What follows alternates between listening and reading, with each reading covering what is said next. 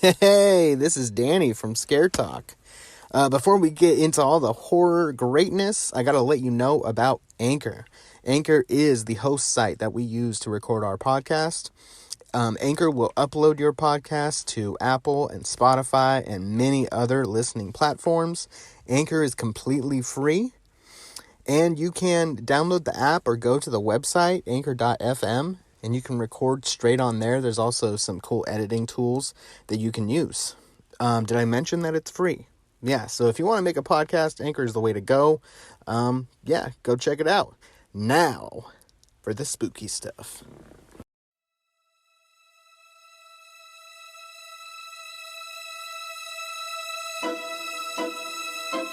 Welcome to Scare Talk, a horror movie podcast for horror fans. This podcast will cover horror movie reviews, ratings, and rankings. Now for your hosts, Danny and Joel.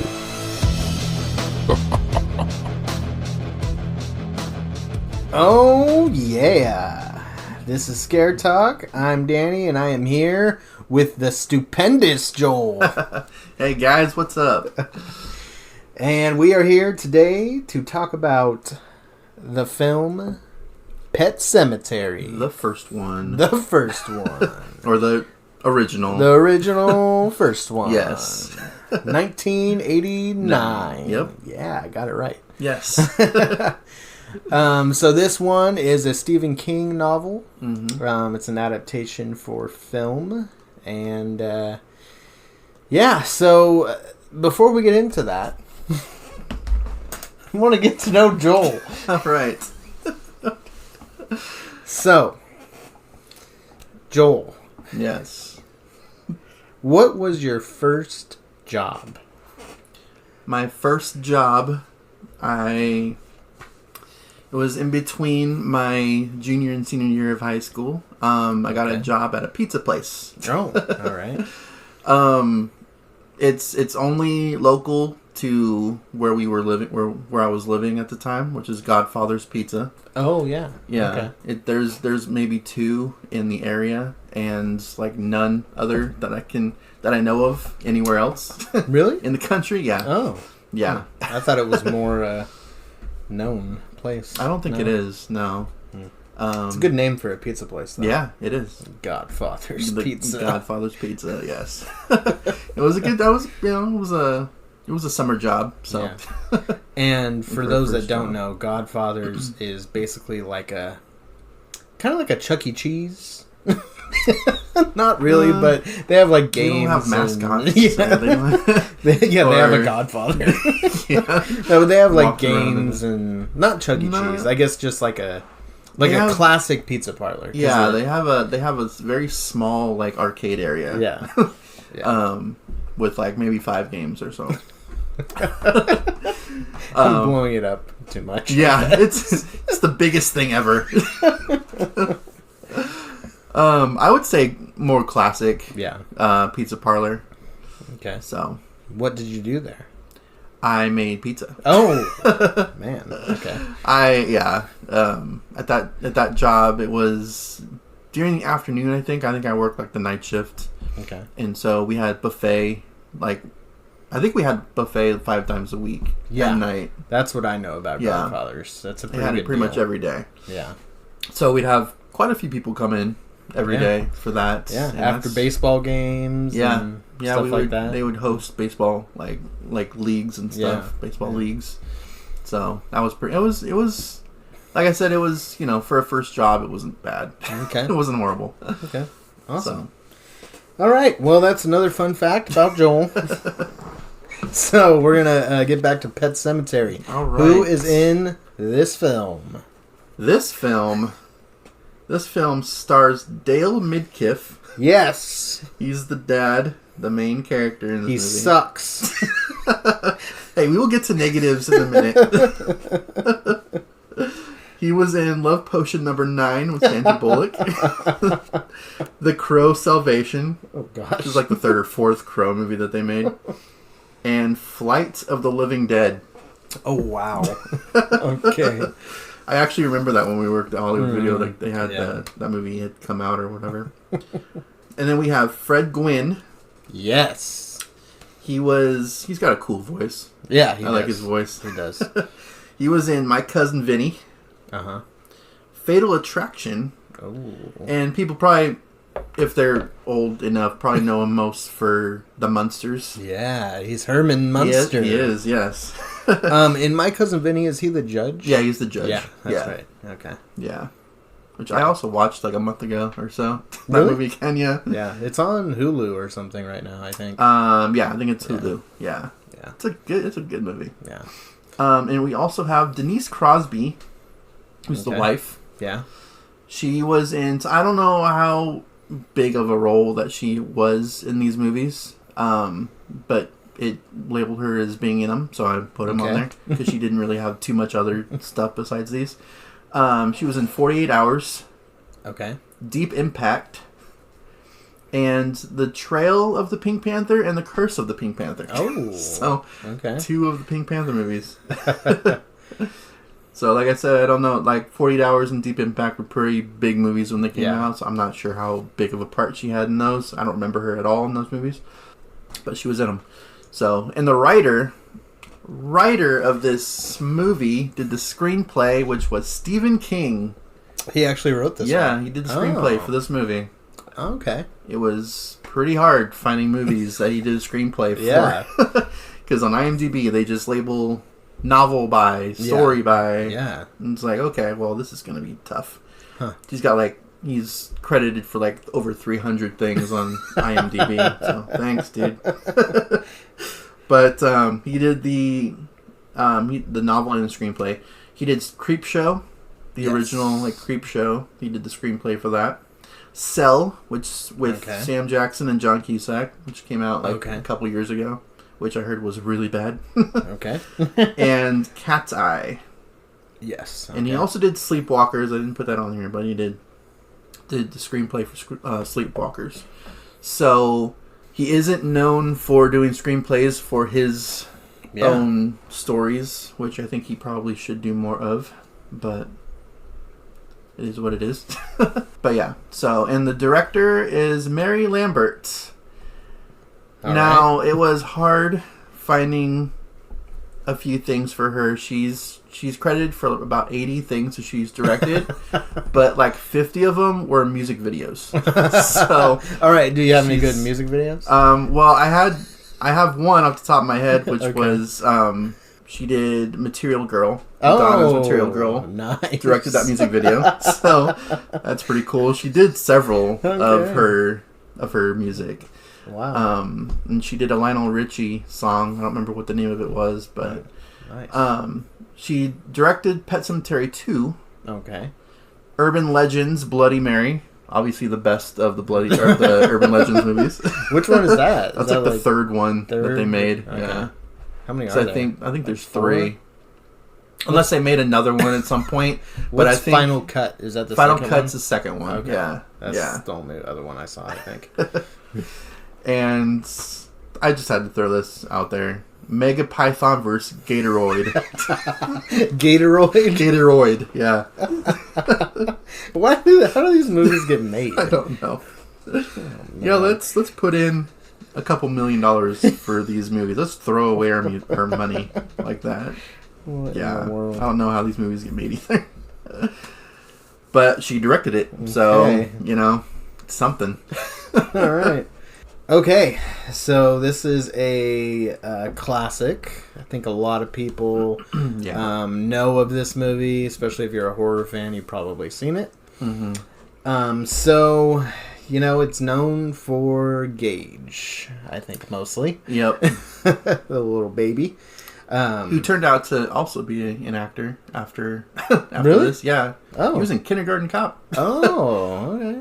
Nice. Yeah, he was the one that said, boys have a penis, girls have a vagina. Awesome. The most well-known line in that whole movie. So in Pet Sematary, do you think that's really his voice? Like when he's laughing and when he's talking, like... The little Gage? Yeah. I don't know. It, seems too... I don't know. Like, when I was seeing him talk, even when he was alive, like, alive. Yeah. Spoilers. When he talked, it just didn't match. Like, his voice was too, I don't know, like, too baby sounding. Like, it was almost like he was a cartoon character or something. It did sound a little off, and I remember watching this with you a couple years ago, and there were several moments that made us laugh. And I think he was. Oh, I laughed a lot in this movie. Even watching it again, I found it to be pretty funny. Not supposed to be, but you know, it's an '80s horror movie, so. So anyways, I think that's what he's mostly known. This movie is known for. Yeah, at the age of 4, that's what he's mostly known for, or however old he's supposed to be. Yeah, I think he's like 2. Yeah, in this sounds like he's 2. Yeah, he's a little guy. Yeah. Yeah, I don't know. Yeah, it has been a little while since I've seen this, but I do remember his voice sounding a little bit off. Yeah. So I don't know if that was his real voice. Yeah, I don't think so. Or if it was something else. Yeah, I don't know. I mean, it makes him like look like when he comes back. Spoilers. When he comes back. It's the whole premise of the entire movie. And he's like giggling. Like, you don't actually ever see him say anything when he's the dead alive version. You don't actually see him talk, I don't think. You just hear his voice like around the house because he's playing like hide and seek. Yeah. And but it just sounds so ridiculous. It sounds so ridiculous. Yeah. So yeah, I don't think that's his real voice. I'm just throwing it out there. They just got him for his look. Yeah. And that was about it. No, yeah. Couldn't find another child actor that do the same thing but could actually act. Yeah. Then they got a cartoon character to do the voice. Okay, so let's go into some positives. What do you think? I think the premise of the movie is cool. I like that somewhere in Maine, apparently, and that's where all of Stephen King's stories take place. There's this cemetery that if you bury your animals, they come back to life. Like it's a cool concept. Yeah. And this was... Well, the thing is, though, the cemetery is not where you bury them.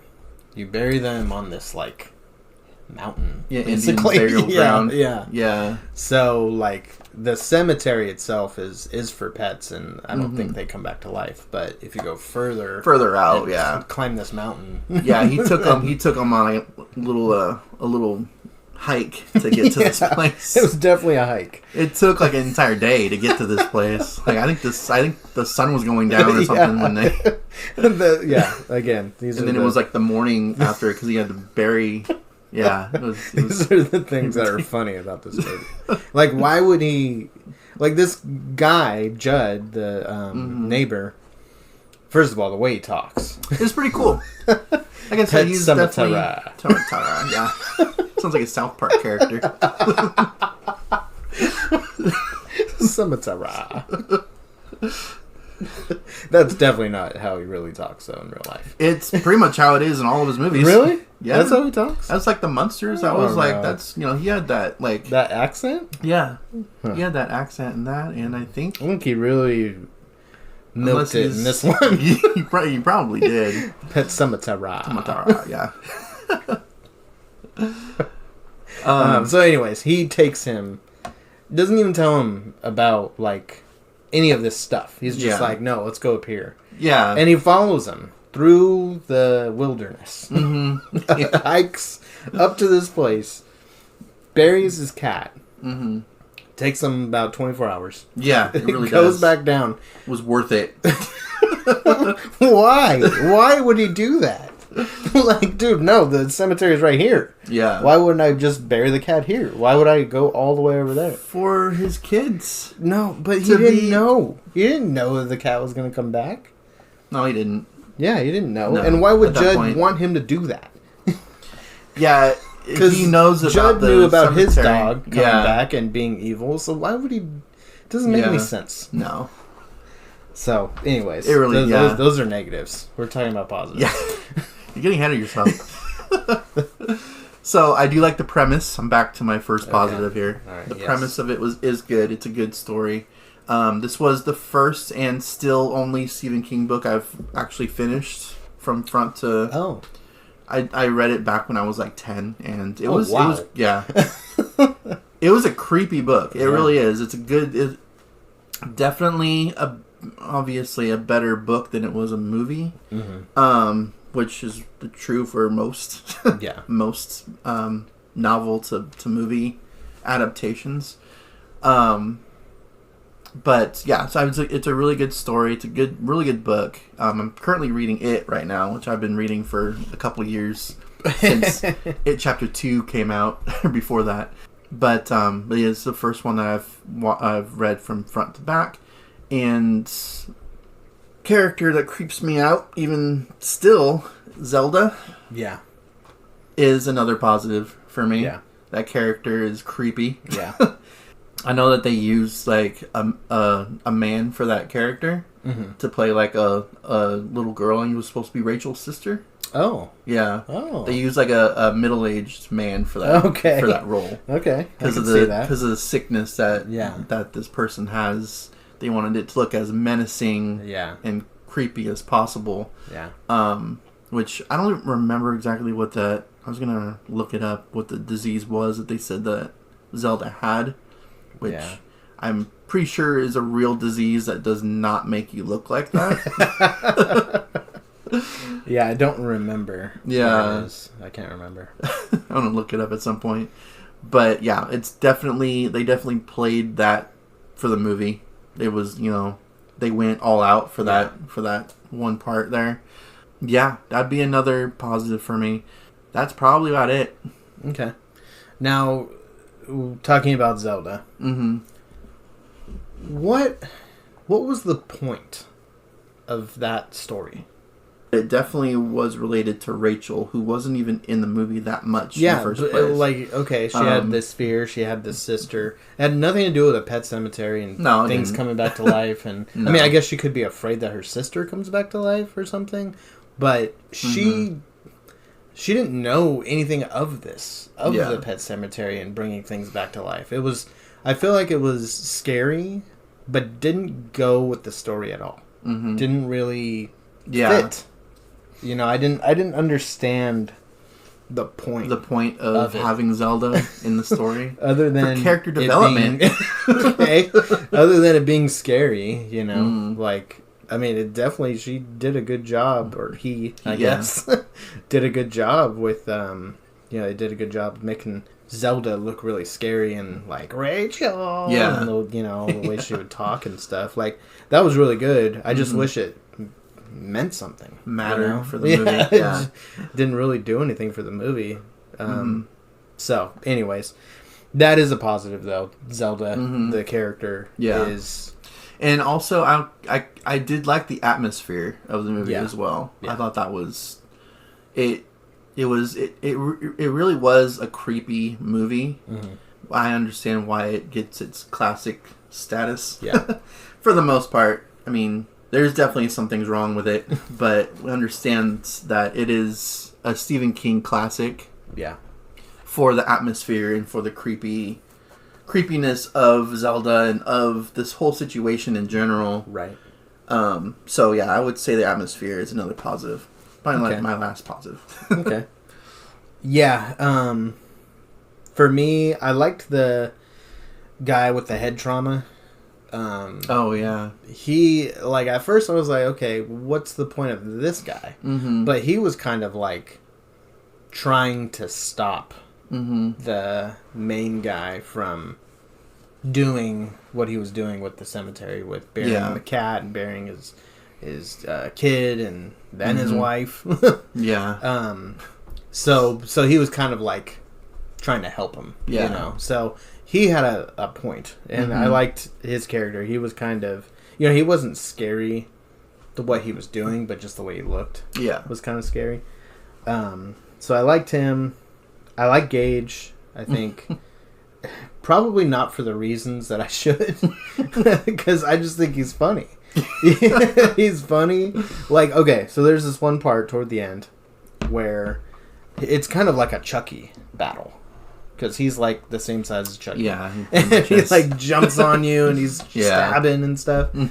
And then he gets like the doctor gives him an injection, and then he goes, "No fair," and then walks away and falls over. Yeah, I remember that line. No fair. No fair. Some great writing in this walks movie. away and falls over. So okay, that was pretty funny. So that's my positive for this whole movie is it's funny to me. So Gage gets hit by the truck. Yeah, which is an intense scene. Oh too. yeah, no, it is. It looked like a child just got hit by a truck. Yeah, like that was intense, and then it's ruined because he gets hit by a truck. Like you see his shoe fly and it's bloody and stuff, and then it goes to the main guy and he goes, "No!" You're going on negatives right now. But it's funny, so that's why I like it because So his acting is in the pauses because it's funny. Because it's funny, yeah. No, I'm like, okay, man, and he's like shaking his head back and forth. No. Yeah. So there's that, and then after Gage kills Judd, which was intense. He's like just eating his neck. Yeah, that was pretty intense, and he slices his ankle. It was like Achilles. That's how he gets him to get on the ground. Yeah, that was pretty cool. But right after he dies, then it goes to the main guy again, and he wakes up and like rolls off the bed and just bonks his head on the side table. It's like, what the hell? It's like, this is such an intense scene. And then we go to that, and it's just like goofy. It's like, okay. And yeah, so I don't know if it was like purposefully, because why would you put that in there? Him rolling over and bonking his head. Yeah, I have no idea. That was a blooper that made it into the movie. That was just added in there. Yeah, whatever. In the serious moment in a horror movie. Let's tap that in there. Yeah, we only have one take, so you better get it right. Can only afford that. You got it wrong. So yeah, I thought that was kind of funny. I did like the ending with Rachel. the wife coming back. Yeah. And you would think he would have learned his lesson, but with the cat and Gage. Yeah. But she comes back like right away the same night and comes and he's like kissing her and she's all gross. Yeah. It's like blood like oozing out of her eyeball and stuff. And then she takes the knife and then it's over. She like raises it. Doesn't show him die or anything, but that was cool. That's why we got Pet Sematary too. Oh, I don't know anything about that one, but no, I think it's different. All completely different story. Okay. But yeah, so I thought that was cool, and I do think it does have like an underlying message about like grief and not accepting or it being in denial of death, and so I think it kind of touches on that. Yeah, I don't know if it did a good job doing that, but obviously these people are trying to get their loved ones back. Yeah, and even at the expense of them being evil, they just want them back. Yeah, because he knew after the cat came back all crazy, and nobody said much about the cat. No, like the cat had these really, really crazy looking, like glow in the dark eyes, even in the light. Yeah, his eyes looked ridiculous. Yeah, and nobody really said much about it. Even like the other family members, they're like, "Oh, cool. Yeah, there you are. Hi, let me pet you." And it's like, dude, your cat looks crazy. Like, so I know. Yeah, but that's just how he is. Yeah, he changed. He was, overnight. He was killed. Now he's alive. Yeah, no big deal. So even after knowing that, he's still like, it doesn't matter. I want them back. So I think that I wonder what people would do in that situation if you had that option. If you had that chance of bringing somebody back and them being evil, would you try? I can understand the child just because he doesn't quite fully understand the implications of what he's doing yet. Yeah. At this point. But I don't know. Once the kid starts attacking you and killing people, and he's like 2-3 years old, and he's able to take you down, Yeah. you're gonna bring back your grown Yeah. wife back to life, who can probably do a lot more than a little than a 2-year-old can, as far as like strength wise. Yeah. I don't know. It's to have that that like possibility of doing that. I mean, it sounds good. It sounds nice to be able to bring your loved one back to life. Yeah. But that's the whole point of it. It's at what cost? Like, Right. is this gonna? But What is it? So Sometimes dead is better. yeah, Is that what? that's what he says. Yeah. That's what the guy who brings him to the area I know. to bring back the cat and the son. That's what he says. Like Yeah. what? It doesn't make sense to me. I don't understand why he did that. Why you showed him in the first Yeah. place? Yeah, And he didn't like even tell him about it until he already did it. So yeah. I don't know. Hopefully the book has a better explanation. They forgot Well, he something. had to have, because why else would he have buried the cat there in the first place? He was just gonna bury him in the just regular Yeah. cemetery, and then he told him, "No, come over here and follow me. This is where you should bury him." So he buries him there, Yeah. and then Judd tells him about his dog coming back all evil. Cujo. Hey, Link. Maybe there's a link And, there. Like, it's like, dude, why would you want him to do that? I don't understand. I want you to suffer like I did. So, anyways, that guy did always have a beer in his hand. So He did. maybe he had a little too many. Yeah. Oh, man. All right, so negatives. I mean, we've already been talking about them. So, as much as I like the story idea of this movie, it's the execution that is a negative for me. Yeah. It didn't, like what we were saying, it doesn't make sense. Yeah. I like that there is a pet cemetery that will bring your pets back to life, or or an Indian burial ground, basically is what That's what it is, what yeah. they buried them in. But I didn't like that Judd didn't explain anything. Yeah. It didn't make any sense. Why? You would think, because the cat did go a little bit crazy before Gage died, right? Oh yeah. Yeah. From what I'm remembering. Yeah. So to make that mistake over and over again is not the best thing to do, not the smartest thing to do. The main character, what was his name? I don't remember what his name was. I think it was Lewis or something like that in the movie. Yeah. But yeah, his name's forgettable. That's not a good sign. It's not. He made a lot of bad decisions, a lot of bad choices. He was not a very good character in this movie. And he's just like not good at acting. No, he's not. That was another thing I was going to get to at some point here. The acting, pretty much all around. Mostly him, though. Yeah. I did like Judd. I think he was probably the best actor of them all. Oh yeah. He was the most like engaging person in the movie until Gage started talking. Then he was pretty engaging. Gage was engaging.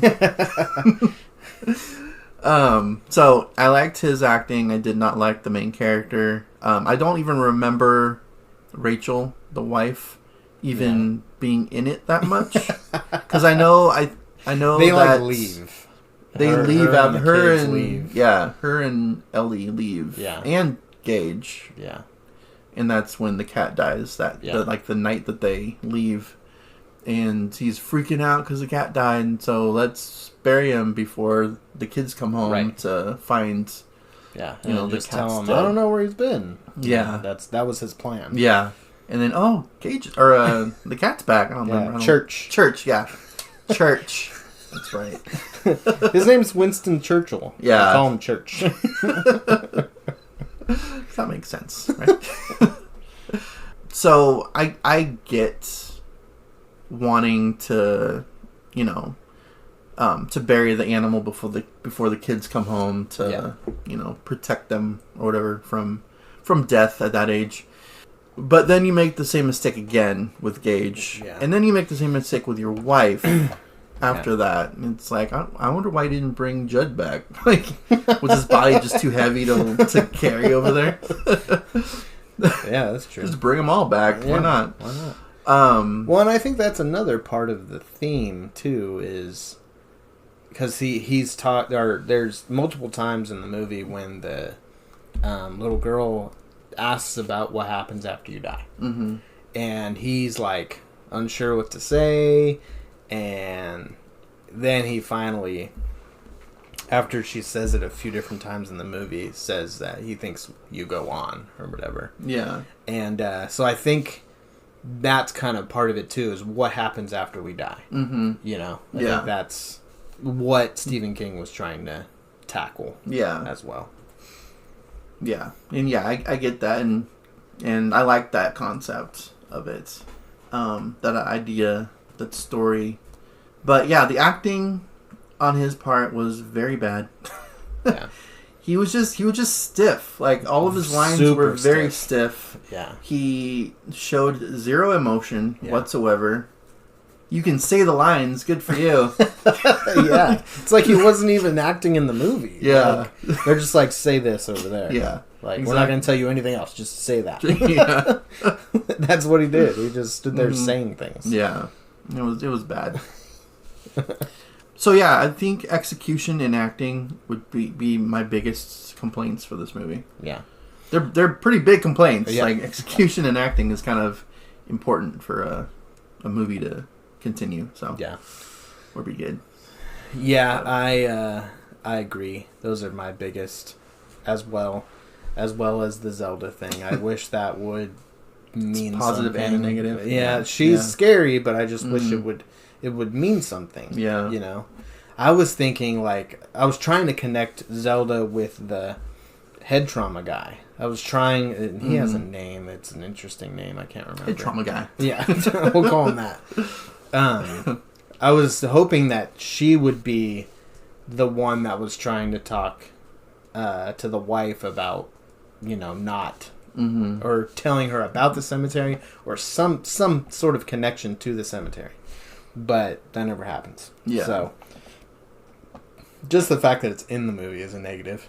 And then the acting and just the execution of the story, and the fact that it's more funny than scary. Yeah. To me.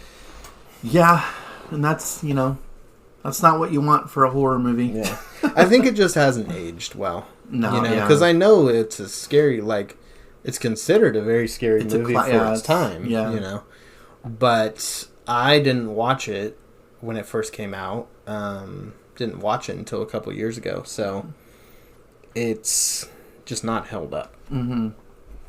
So yeah, no, it really hasn't, and I think most people would agree with that. I think it's the nostalgia factor. Yeah. That gets people saying that it's a great movie, one of the best horrors. Yeah. It might be one of the best of its time. Right. Yeah, I wasn't there to tell you. I mean, I was there, but I wasn't watching it. Didn't watch it then. I'd be like, we're about the same age as Gage. Yeah. Be Gage. There is a new one. Yep. That came out last year. And I have not seen it yet. Have you seen it? I haven't seen it either. Yeah. I put it on one time and started watching it, but then just wasn't in the mood, so I turned it off. But you got further than I did. But we're gonna have to watch that one, and we'll do a podcast and compare the two movies. I've heard that some scenes are very different from the original. Yeah. Okay. I know there's one clear difference between the original and the remake that they kind of show in the trailer. So yeah, they did show quite a bit in the trailer for that movie. So we'll be looking forward to that one. Hopefully it's better than this one. So this one is for Matt Martinez. He requested that we that we do this movie, and so hope you enjoyed it, Matt. Have a good day. Get back to work. So this has been our episode for Pet Sematary from 1989. You can find us on Facebook at Scare Talk Podcast, on Twitter at Scare Talk Pod, and you can listen to us anywhere on any device that makes sound. All right, so this has been Scare Talk. Sleep tight. Don't let church bite.